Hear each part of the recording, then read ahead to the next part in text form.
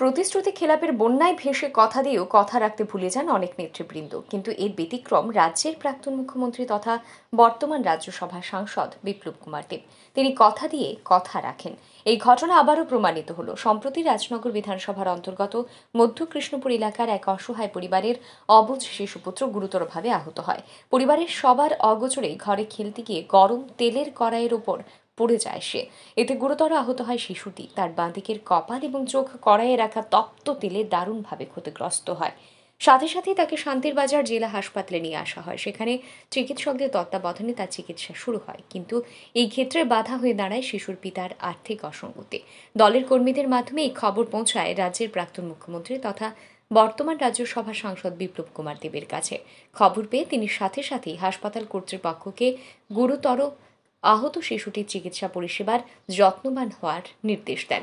পাশাপাশি তার এক প্রতিনিধি দলকে শান্তির বাজার জেলা হাসপাতালে পাঠান। প্রতিনিধি দলটি হাসপাতালে এসে অসুস্থ শিশুটিকে দেখে যায়। পাশাপাশি শিশুটির পিতামাতার হাতে প্রাক্তন মুখ্যমন্ত্রী তথা রাজ্যসভার বর্তমান সাংসদ বিপ্লব কুমার দেবের পক্ষ থেকে 50,000 টাকা তুলে দেওয়া হয়। প্রাক্তন মুখ্যমন্ত্রী বিপ্লব কুমার দেবের সাহায্য সহযোগিতায় ধীরে ধীরে সুস্থ হয়ে ওঠে শিশুটি। আর কিছুদিনের মধ্যেই তাকে হাসপাতাল থেকে ছুটি দেওয়া হবে। এদিন শিশুটির মা জানান, সবার অগোচরে খেলতে গিয়ে গরম কড়াইয়ে তেলে পড়ে যায় শিশুটি।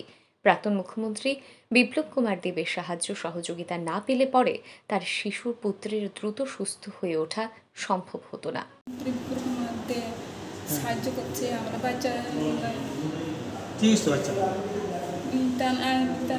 তরকারি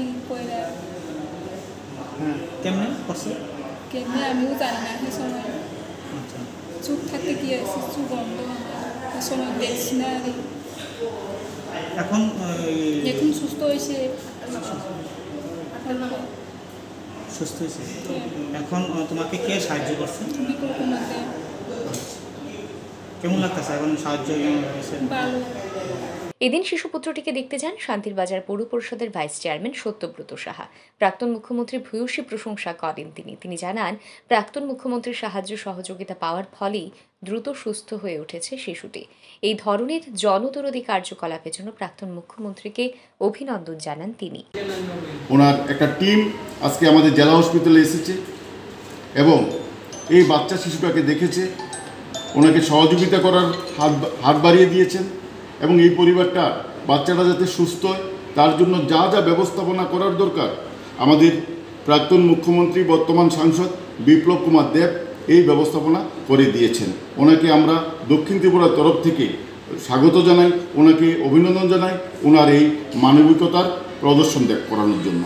প্রসঙ্গত উল্লেখ্য যে সমস্যা পীড়িত মানুষদের প্রতি বরাবরই সাহায্যের হাত বাড়িয়ে দিয়ে থাকেন রাজ্যের প্রাক্তন মুখ্যমন্ত্রী তথা জননেতা বিপ্লব কুমার দেব। বর্তমানে তিনি নির্বাচনী প্রচারের কাজে বহিরাজ্যে রয়েছেন, কিন্তু তারপরেও এই ঘটনা শুনে তার কর্মীদের মধ্যে এই দুস্থ পরিবারটির কাছে সাহায্য পৌঁছে দিয়েছেন। Bureau report, RE news.